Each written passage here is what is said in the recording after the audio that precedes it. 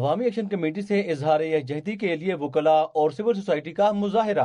Police کے action پر مظاہرین national press club میں داخل ہوئے تو اہلکار گرفتاری کے لیے پہنچ گئے۔ پولیس اہلکاروں نے صحافیوں کو تشدد کا نشانہ بنایا اور ان کے کیمرے توڑ دیے۔ واقعے کے فوری بعد وزیر مملکت طلال چودھری پریس کلب پہنچے، صحافیوں سے غیر مشروط معافی مانگی اور انکوائری کا اعلان کیا۔ آئے ہیں، انہیں نہیں آنا چاہیے تھا۔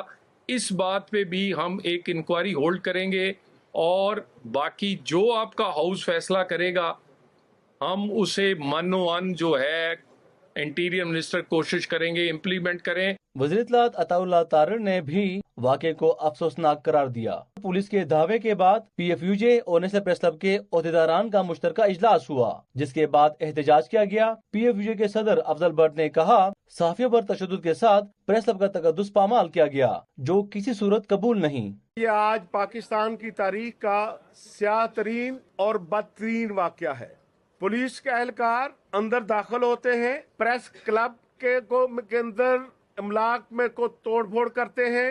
جو فوٹوگرافر اور ویڈیو جرنلسٹ یہاں موجود تھا ان کو لٹا کر تشدد کا نشانہ بناتے ہیں۔ C P N E, P F U J اور ایمنڈ نے اسلام آباد پریس کلب پر پولیس کے دھاوے کی مذمت کی ہے۔ صحافتی تنظیموں نے واقعے میں ملوث افراد کے خلاف فوری کارروائی کا مطالبہ کیا۔ دوسری جانب وکلاء کی گرفتاری پر ڈسٹرکٹ بار